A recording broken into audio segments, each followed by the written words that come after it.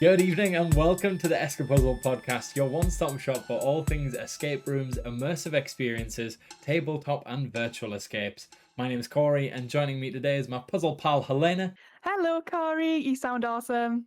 And our absolutely incredible guest, Martin Ashburn, the owner of Escape Key in Newcastle, which opened back in August of 2017 and has now expanded to host 4 rooms, including Armageddon, Witch, Plague and Electric City. How are we doing today, Martin? Are you well? I'm good, yeah. We've just had a day off for maintenance and admin tasks and getting all the stuff that you can't do when we've got lots of customers. So, yeah, it's been a good day.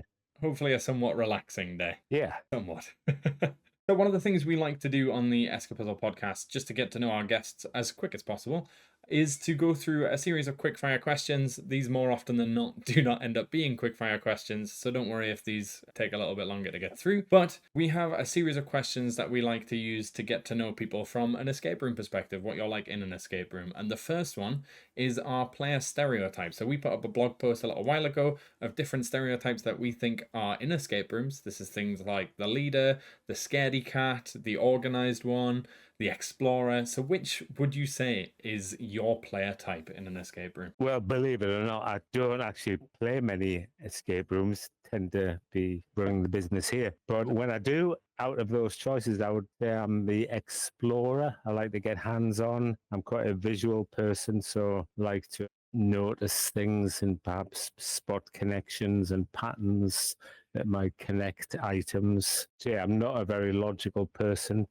but out there exploring, getting to know the room, finding things. Would you say sometimes that takes you away from the puzzles and you get lost in exploring, or do you tend to still stay pretty puzzle focused? Pretty puzzle focused. I mean, obviously, having designed rooms myself, you sort of know why you're looking for things. So yeah, I tend to be pretty focused. I'm competitive as well, so don't want to waste time. There to get the job done. So, as an explorer, what is your favourite theme for an escape room? Well, I had a good thing about that, and I've decided that a steampunk theme or vibe is something I really, really like. I just love that historical link with science and what they thought the future was going to be like. So, yeah, I'm really into steampunk. One of our games has a steampunk sort of feel to it as well. Yeah, I was just about to say Electric City. That's right. It's very steampunky. Really enjoyed designing and building that one. Even your photos, where you get to wear steampunk goggles and the hats. I really, really enjoyed that game. Okay, I'm glad. I didn't know you'd played it. I think I've managed to play all of your games, actually. Yeah, I mean, Electric City is a big, big game. It's got sort of 5 sections. You've got to work fast to get through it. I thought it was a brilliant game. Well done. Thank you. I absolutely love a big room. Anything with like 2 or 3 up to like 5, 6 different sections and rooms. It's just so much better than being confined to one space. Absolutely, yeah. Yeah, there's definitely a sort of excitement about uncovering new areas, new sections and secret doors and things like that. I love a secret door. Anything to let the imagination run wild. Yeah. I like building secret doors. That's my favourite. I really want to put one in my house. I'm trying to figure out a way to fit it in without my housemates noticing. A secret door or a trapped door? Any of the above. Obviously, we've touched on your favorite theme there. Are there any themes that you don't particularly enjoy playing or think maybe are overdone? I know certainly in the past some of our guests have said they're not particularly fans of certain things because they feel like they've been used quite a lot in the escape industry already. Yeah, again, I had a think about this, and I like my escape rooms to be believable and sort of zombie themes. I don't believe in zombies. So for that reason, I would probably steer clear of zombie themed escape rooms. I like to be able to believe that I'm actually in the context or in the theme of the game. Okay, something that really lets you sort of get immersed in it without having to bridge too far on the immersion. Yeah, I think I like my games to be based on real scenarios that could happen. So I think zombies just takes you a little bit out of that, I mean, the coronavirus took us pretty close, but not quite there. That's a good point. I remember when lockdown was just happening and we went and played a game And I can't remember what it was. I think it was somewhere in Newcastle. And we got some tabletop games because we knew we were going to be away for a while. And the best-selling game that they had was called The Pandemic. Hmm. And I was like, oh, and it was like a zombie-based game. And I was like, oh, this is actually happening. Very apt seeming for the time. Yeah. I'm pretty sure there are some like coronavirus-based escape rooms in the world now, making light of a relatively dark time for a lot of people. 100%, yeah. There's not very many people you can ask this question to, but I think someone who owns an escape room, you absolutely can. What is your favourite kind of lock? I looked at your blog about locks, and this was one of the ones which didn't feature in it, actually. Ooh. And it's a padlock, but it's a magnetic padlock. Oh, a maglock. Oh. No, it's No? not a maglock. It's a padlock, very much like a padlock that has a key, except this one doesn't have a key. The lock has a indentation where a magnetic strip will go, and when you place the magnetic strip on the side of the lock, you can Ooh. pull it open. No way. I've never heard of this. Yeah, Wow. we use them in Electric City and in our Witch game. And it obviously gives the option of how to get hold of the magnet because it has to be a certain type. So we build that into the puzzle. So yeah, they're a low cost lock, but quite an interesting thing. Puzzles a lot of customers. They think, oh, how is this? There's no combination for it. There's no key. So it's only when they actually find this magnetic piece that they sometimes make a connection and open that lock. That's something I'd 100% need clued on. I'm not going to lie. Yeah. I'm not smart enough for that. If it doesn't have a keyhole and it doesn't have combinations, I'm bamboozled. Could you hide the magnetic strip in anything, or does it have to have direct contact? It needs to be a pretty close contact, to be honest. My game writer brain is going wild. To be honest, I haven't tried hiding it in something. It needs to fit quite snugly onto the indentation on the lock. And then, as I say, once you've got it in position, you can pull the lock open. Cool. I absolutely love this. I need to have a look. I've yet to play Electric City, so I'm going to be keeping a keen eye out when I come across to do that. I'm just going to be geeking out, and all of my friends are going to be like, what on earth are you doing? On the opposite, on the flip side of your favorite lock, what is your least favorite puzzle? So not necessarily a lock, it could be a specific puzzle type. Is there anything in particular that you don't like to see or don't like to put into your games? Well, depending on the theme, and I know there are some escape rooms that don't invest as much money or thought. So if you've got a room which is set in the Middle Ages or something like that, coming across a 4-digit combination lock with either letters or numbers, just for me, just is completely out of place and breaks the immersion. So, we deliberately, when we built our Witch game, which is set in the 17th century, no combination locks at all. So, yeah, that probably, for me, I don't mind combination locks if they fit the era and the theme of the game. But when they don't, I find it annoying. Do you find that makes it more difficult to try and come up with puzzles that fit the era? Or do you think you just have to be slightly more creative in the way that you go about sort of locking things down or things like that? Yeah, if you're not going to use these physical locks, then it's the hidden electronic puzzles. So mag locks typically controlled when you might place an object on something or move something to a certain position. That can then open the door, open the box, open the chest. But, the key is to hide all the electrics, hide all the wires, hide all the controllers so that, you try to make magic happen. Yeah, and I definitely think that magic is way more interesting than just popping in a key or popping in a 4-digit code. Like, again, it comes down to that immersiveness of the game, and the more you can sort of take people back to that era, the better. I've obviously heard of other people in the past going as far as to ensuring that the books that are in their escape room are specific to the time period and they aren't written afterwards or like those kinds of things. But yeah, going into like an ancient Egyptian tomb and finding a 4-digit combi lock or a keypad, yeah, it definitely pulls you out of the immersion. Yeah, totally agree. You may not have done a lot of escape rooms or play a lot of escape rooms currently, but when you are actually in one, what is your main strengths? I think I mentioned it earlier, spotting connections. I'm quite visual, so I'm very good at noticing things, trying to spot connections in objects and patterns, codes, whatever. I'm not a very logic thinker, but I'm quite creative. So when the logical approach isn't working, I'm fairly good at coming up with alternative strategies. But yeah, I'm not very logical, but fortunately, we're a family business and my son is. So Yeah. he compensates. Sort of get the best of everything from the team. Yeah, I mean, that's why escape rooms are great games for teams, because everyone has their strengths and attributes. 100%. I know certainly the team that I play with, there's myself, I do think quite logically within games, but there's other things that my friend will come over and he's a very illogical thinker, but you'll look at it and go, oh, well, that's easy. It's just this, this, this. And I just can't see it looking at it, and he just spots it immediately.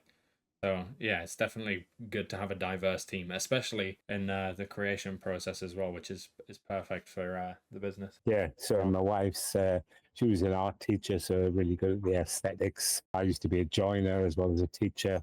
My son's an engineer, one's a musician. So, got a nice skill set to draw upon for building rooms. Sounds like you've trained up the family perfectly for running an escape room business. Completely unintentional. Yeah, that's what they all say. Speaking of coming from an IT and teaching background, what made you move into escape rooms? Is there anything in particular that sort of attracted you towards them? And how did coming from that teaching background assist in creating the escape room? I've got a nice story to sort of demonstrate this. When I came from a teaching background, I didn't really do much teaching in schools. I taught in village schools in Africa back in the 80s. But most recently, I was running the learning centre at Newcastle United. We were getting kids to design games, got involved in programming, robots, things like that. Then I went to a city learning centre and again concentrated on creating sort of immersive experiences. So we had crime scene investigation, educational activities, drone circuses, all sorts of things. Then I got made redundant, and it was back in sort of 2015. So I took my workshops on the road and I went to schools doing them. I had holiday clubs, and one of the holiday club activities I had was a spy school. Ooh, I want to go to the spy school. Yeah, so it was fun. We had like teenagers trained to be secret agents, so all different types of activities. But one of them was a laser maze. You've got to have a laser maze in a spy school. So as the months wore on, I started to hide objects in the laser maze. So they would find some objects which would give them the combination to a safe. In the safe, they would find a USB memory stick and they would plug it into a laptop and get the list of enemy agents. And I was telling my brother, who lived in China, but he was over for a holiday, I was telling about it, and he says, what's like an escape room? So 2016, I said, what's an escape room? He says, well, they're massive in China. We do them all the time. So I looked around. Was it the next day or a couple of days later? Me and my two sons did one in Newcastle. I have to be diplomatic here. It was okay. We'll not bother asking which one it was then. Right. But I realized I could do this and I could do it a lot better. Don't want to sound arrogant there, but I saw the potential to do something much bigger and much more immersive. We decided to set up a company, decided to look for a venue, found a old disused warehouse. It was a blank canvas, and before you knew it, 3 months later, we had building escape rooms, and then we opened August 17. Yeah, so basically something very similar to escape rooms without realizing it. Yeah, you were making escape rooms without realizing you were making escape rooms. That's one way to start. And coming from teaching, it's absolutely incredible. I want to go to spy school. I know, same. Why was this not around when I was younger? Like, we just went to a beach and looked at rocks. Like, I want to be in spy school. No, I still miss it. And in the early days when we had a bit more space in the building, I was able to run school workshops. They would play the escape games or some of the escape games, and then we would do workshops where they would program Raspberry Pis or Arduinos or microbits, and just to understand how to make some of these things happen. How do you make a maglock open when you touch 2 points on a wall and things like that? So I was trying to demystify it to some degree. I definitely think immersive learning is going to be a big thing in the coming years. I know it's certainly picking up now, and I think with obviously some children like myself not being particularly academically strong, I think that creative side's definitely going to help in teaching children as they get older the different things in a non-academic sense. Yeah, I mean, that's what I liked about education. Just I was pretty crap at marking and assessment, but I was good at coming up with ideas and activities that would engage young people. Do we actually just want to go to the School of Martin now? I think we've decided, I know. haven't we? We don't need to be marked. And the last thing I want is any of my work marked, let's be honest. Yeah, back in the early 90s, you could say all the markings on the computer, and the head teachers didn't have a clue how to share the computer on, let alone. So, got away with it. So your escape rooms are often commended for being incredibly authentic, immersive, and incredible set design. How do you guys achieve this, and where do you think it falls in importance of a good game design?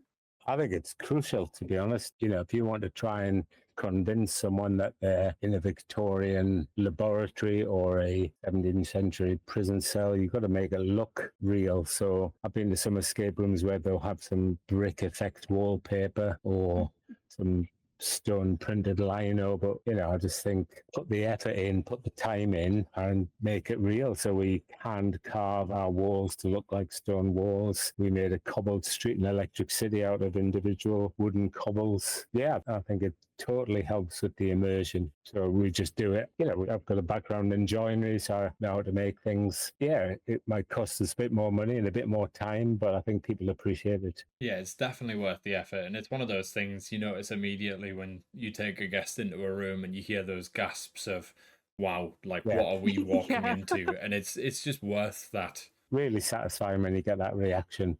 I I mean, think I had that reaction.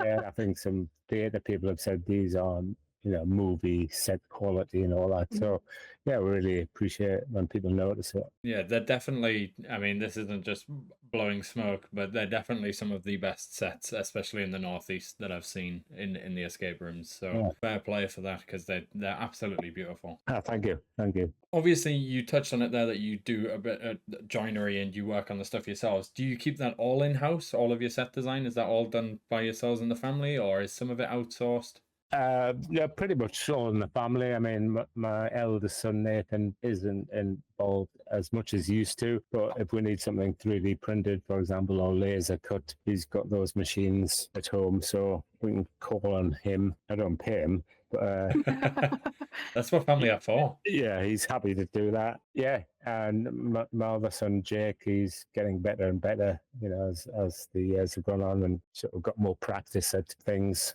And it's also something we look for from our games masters, not so much for the designing, but being able to maintain, which is really important. I mentioned earlier that Mondays and Tuesdays we close to make sure that when the games are available, they're in tip-top condition. You know, you create these lovely immersive sets, but you got to maintain them and keep them looking good. So we expect that games masters to be able to either fix things, or if they can't fix it, point out something to us so we can keep them in good condition. I certainly think it's a big thing in the escape industry that a lot of people that attend escape rooms might not realize, but the amount of props and electronics and everything that you go through that have just been either knocked on the floor or inadvertently broken or just wear and tear. Yeah. It's one of those things that just needs kept on top of constantly. And obviously, guests come in and the room looks beautiful every time, but the behind the scenes and having a team that can actively do that, super important. It is. It is.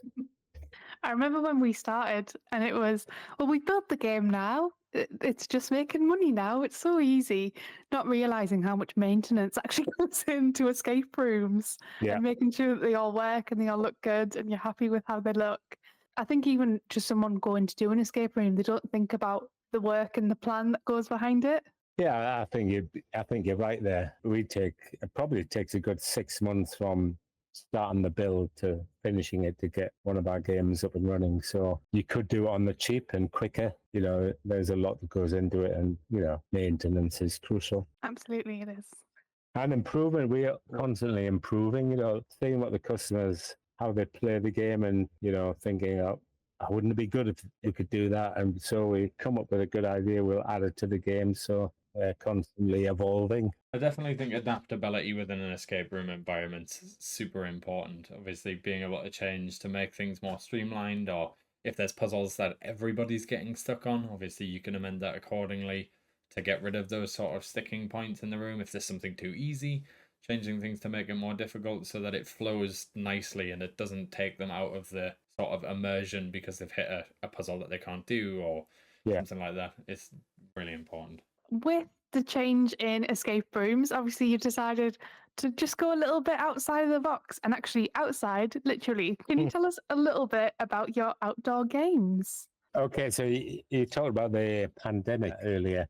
My brother, who I mentioned, he lives in the Far East. He was actually living in Singapore when the pandemic was 2019-20. It was his 60th birthday, and obviously nobody could come to visit. Singapore had very strict lockdown conditions. I think only 4 people could socialize together and so on. So I came up with an idea of, I phoned all his friends. I've got his wife to phone all his rugby friends, his university friends, and I got them to all record a birthday wish and a little question based on a shared experience that he's had. Then I found some software which allowed me to plot a route around Singapore. And as Michael and his family got to certain locations, hey presto, one of his friends from back in the day popped up on his smartphone. I wished him happy birthday, and I set him a challenge, set him a puzzle or a question.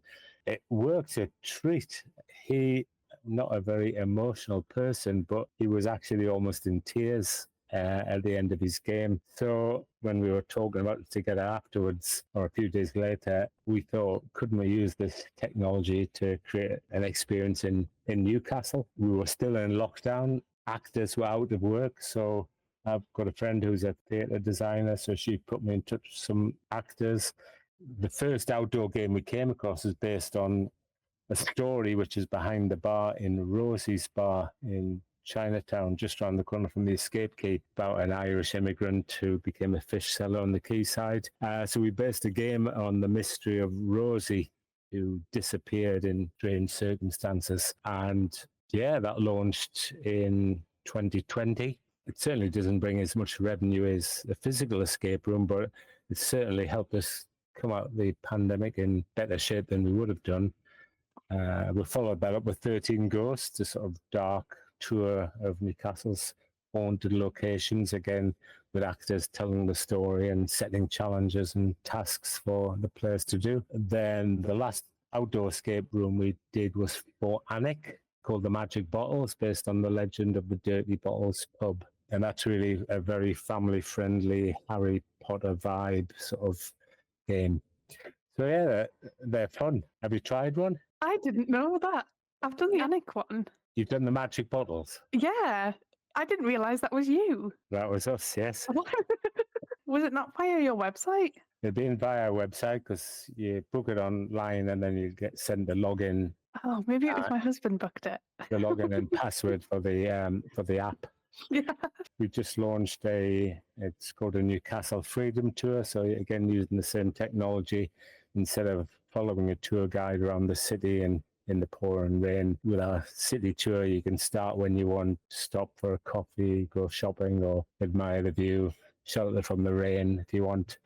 So yeah, we're calling them Freedom Tours. So we're hoping they'll do as well as the outdoor games. Brilliant. I think that's a really nice way to get people interactive with Newcastle City Centre as well, and just let them know what's going on and who was here 100 years ago and who formed this city. That's lovely. Yeah, I mean, I'm not trying to take over traditional tours. They've definitely got their place, but this is an alternative for people who want to have a bit more flexibility in how to do it. It's also something different, isn't it? Like, as much as I do enjoy a tour, I think sometimes they feel a little mundane when you're just sort of plodding around listening to somebody talk. So those puzzle elements, re-engaging your brain at certain points whilst also simultaneously learning, is definitely a great way to engage people more so than just your conventional tours. Yeah, I agree. And you can certainly see the sort of historical take that you've brought into your other games as well. Obviously, being at a very historical site, and being next to St. Andrew's Graveyard. Obviously, you've incorporated that into your games, which is really cool to see. Yeah, I mean, it was a decision we made sort of quite early on. We started in 2017, but right next to Newcastle's oldest church. So we went to see the staff. They gave us access to the archives and records, and we came across these fascinating stories. So Newcastle's biggest and busiest plague pit was right literally below the windows, and we're in Gallowgate where the gallows were. So poor unfortunate people accused of witchcraft were hanged at Gallowgate and their bodies were buried right below our escape room. So we now made a conscious decision to make all our experiences based on local history, local stories. And it actually makes coming up with a game a little bit easier rather than thinking, oh, what should we make it about this time? Should it be magic? Should it be horror? Should it be this? Whereas if you find a really interesting story, that basically helps you focus in on what the theme will be. That takes me perfectly on to the next question, which is why did you choose the themes that you currently have for your rooms? Well, so the Plague game was our second game, based on the stories we found from the church. We used that theme, Plague. How could we make a plague-themed room? But what we also wanted to do was to tell the story of what happened in Newcastle. Newcastle, basically the biggest plague outbreak in English history, but it amazes me that school kids up here still learn about the Great Plague of London, whereas the Newcastle one was much more devastating. More than half the population died in a few months. And then following from that, Newcastle had the biggest execution of so-called witches in the country. We don't do things by half up here. I was going to say, you're not making Newcastle sound particularly great, to be honest. Well, there were quite dark times. Newcastle was run by a strict religious order. The king, was sending strong messages that you had to seek out witches and get rid of them. So yeah, the stories almost write themselves. Obviously, we've got to gamify it, give people a reason to play the game, have a main objective to complete the game. So that's where the story comes first, and then we look at how we can make an exciting experience to play. The last one was Electric City. Again, just reading and researching stories and tales. We didn't know until I went to the Lit and Phil that Newcastle was the first city in the world to be lit by electricity. And still, a lot of our customers come and say, I didn't know that. I've learned something new. So yeah, I think it's such an amazing fact that Newcastle was the first city in the world to be electrically lit. So we had to build a story around that. But again, the challenge was making a game out of it. Why would people want to play? Why would they care? We've not just had an escape room podcast here today. We've also had a little history lesson about Newcastle. I had no idea about the plague pits. I had no idea about any of that, and I'm really glad I learned it because it's all incredibly interesting. Every day is a school day, especially with Martin, apparently. Yeah, but I mean, some of the feedback is, that the customers have really enjoyed the local history element to our games. Obviously, there's a lot of passion about being a Geordian living in Newcastle. So I think the more we can learn about the past, whether it be the bright and wonderful past of the electricity or the very dark past of the plague pits and the gallows, it's still something that is in our history and is deep rooted. So the more we can learn and understand, I think the more interesting it makes it for a game. It's incredibly impressive that you've taken such big historical topics and made it enjoyable, because I definitely think there's been a few escape rooms I've done in the past where they have historical elements, but it's almost a snooze fest listening to the history, and you just like, give me the puzzles. But the puzzles are so perfectly intertwined into the story in your rooms that it makes it seamless, and you're learning along the way without almost realizing. And then you come out at the end of it and you're like, oh wait, I actually learned something there, but I also enjoyed it. Which is not something a lot of people can say about school. Well, I mean, the educational activities I did prior to the escape rooms was all about enjoyment, but learning almost without realizing it. Yeah, I think being able to trick your brain into learning without realizing you're learning is definitely a core skill. And it's why, again, I think immersive learning is going to be such a big thing in the future. Mm-hmm. So, if you could go back to when you first started the business and give yourself advice or change how you did something, what would it be?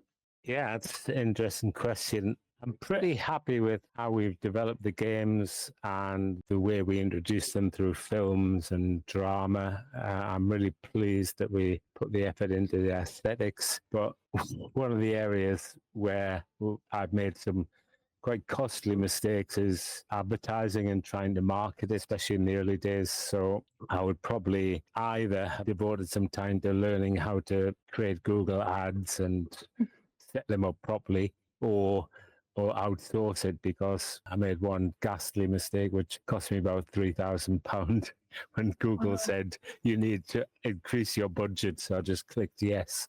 No. So yeah, but you can't be good at everything. So we've had an agency running our ads campaigns since that mistake. It's quite a costly mistake, and sometimes you're like, oh well, it's fine. Marketing, it brings back money. It'll work out in the end. But every now and again, you click the wrong button, and Yeah. it'll take you down a hole. It'll open a can of worms for you. I mean, did that accident actually create a good advertisement and bring in some money, or was it purely? I don't think so. I think it just cost us a lot of money. Yeah, you do learn from your mistakes. Excellent. So, if you had an unlimited budget, speaking of money, to create a room, it doesn't have to be within the confinements of reality. You have unlimited money. What would you build? In the past, we've had people say, our previous guest, Sam, said he would build an anti-gravity escape room inside of one of those planes that goes up to the zero-G zone. We've had somebody say that they'd buy out Fort Boyard and fly people into the escape room via helicopter. So what would you do with an unlimited budget? Well, probably nothing is as out there as that. We have designed something which, if we can find the space for it, will cost us quite a bit of money. It's a Viking themed escape room based on the Viking raids on Lindisfarne in Northumberland. But our challenge is to create a beach and a sea in an indoor environment. It will have sort of projectors, so projectors projecting the sea on the walls. So, to try and really make it look like you're on a Northumberland coast. Now, again, this was something I stuck into during lockdown, and because I wasn't able to build it during lockdown, I didn't really look at the costs of things, but as I got more and more excited about, we could do this, we could do that, the cost would rack up. But I still want to build that room, but we're just looking for space to do it. The other unique thing about it is we're going to make it so you can play that game as either Viking Raiders or as Northumbrian Defenders. So it's sort of two games in one. That's so cool. I absolutely love Vikings. Like, in general, the topic, the theme, I mean, the TV program. Yeah. So cool. So that sounds absolutely phenomenal. And the fact that you're talking about it in a realistic sense, that it will actually happen at some point, is even more cool, because when we've asked this question in the past, everybody's been outlandish and lavish with what they've said. But the fact that this has some backing behind it to be real is very cool. Yeah, it's 95% designed really and planned out. It's just increasingly hard to find the right premises at the right price. Yeah, building a beach indoors would do that. Definitely a big confinement. That sounds very cool though. I hope you can actually sail a Viking longship. That would be crazy. I don't think you'd be able to sail it, but there would definitely be a Viking longship in the game. What a Very tease. fun. Yeah, it sounds incredible. Yeah, so we're actively looking for space to build this. If any of your listeners and followers know about a disused, large, rundown space, yeah, please get in touch. The potential for a beach and And sea. a boat. It would be really cool to see such a large vessel put into an escape game. I know some escape games in America have like big trucks and vans and things like that, but seeing like a long ship in a game and being able to climb aboard or even disembark from the long ship into the story would be incredibly cool way to start a game. I would like to play that game. Thank you. Yeah, let us know when it becomes a reality, please. We definitely will. We definitely will. So, what are the plans for the future of Escape Key Newcastle? Any teasers that you can give us? Well, we have a couple of games designed, ready to go. We've been promised space to build them, and then it's not materialized. We're still negotiating and still searching for new space. And I think it's testament to the fact that escape rooms are still growing as an industry, that our first games that we built are still, well, they're more popular than they were. So they're still as popular as ever. And there's no drop off in customers coming to play them, or no drop off in revenue. So rather than get rid of those, we want to build more. One of the good things that you guys have managed is you guys were so ahead of the time in 2017 with your rooms, so that all of the other escape rooms are almost catching up now to the state that you were at then. So I definitely think that's helped in sort of increasing that longevity of the rooms. Yeah, and we've got a good reputation, got a lot of good reviews, won some awards, and I think that gives customers confidence to book with us. Are you thinking of expanding out of Newcastle at any time, or are you staying in Newcastle city centre? Well, who knows what my sons might want to do. I pretty much think staying in Newcastle and building on what we've got here, rather than spreading ourselves out too thinly. I like to be quite hands-on rather than managing spaces and businesses. Yeah, it's difficult when you spread across two sites, being able to sort of keep in everything, because you're almost always sort of bouncing between the two and you can never fully give your attention to any one thing. So probably makes sense, but good luck fitting an entire beach and sea inside of Newcastle city centre. I'll need it. So thank you so much for joining us today. If you want to, you can obviously check out the guys at Escape Key. Where can our listeners find you, Martin? Well, our website basically has videos, walkthroughs, 360 movies to give you a feel for what our games are like. I'm not trying to hide them and think it's giving something away. We want to show them off to get people to come and play them, people who've never done escape rooms. We've got Caitlin running our social media, so you can get in touch on Instagram and Facebook. And yeah, I suppose that's it mainly, in terms of, you can always, if you're in town, come and take a visit just near the Chinese art, just climb up a flight of stairs and we'll have a chat with you. I think that's one of the really cool things about your guys' website is you actually have 360 photos from inside of the room. Because I know a lot of escape games that certainly I've played in the past, you haven't got a clue what you're walking into before you get there, which sometimes is a nice surprise and sometimes it's a bit of a letdown. So it's very cool that you guys are so open with your rooms and you can sort of have a look at the set. So you gain a little bit of knowledge as to what you're going into. There's always going to be a surprise in there. That's what you guys do best, is making, as you mentioned before, the surprise entrances and doorways and things like that. So you're not giving a lot away, but it's nice just to get a sneak peek. It almost whets your appetite ready for getting there to play. Yeah, that's exactly what we're doing. We're trying to entice people and get them excited about what we've got to offer. Yeah, definitely check out the website to see the incredible set design on their part. It's well worth a look, and obviously I have no doubt the second you see how incredible their games look, you will probably book to go play, because the games are sensational. Once again, thank you to you guys out there for listening along to the podcast. If you did enjoy it, then you can go back and you can listen to our other podcasts, or you can find us on our social media at ESCAPUZZLED or ESCAPUZZLED UK, depending on the platform, and we hope to see you in the next one. Bye! Bye!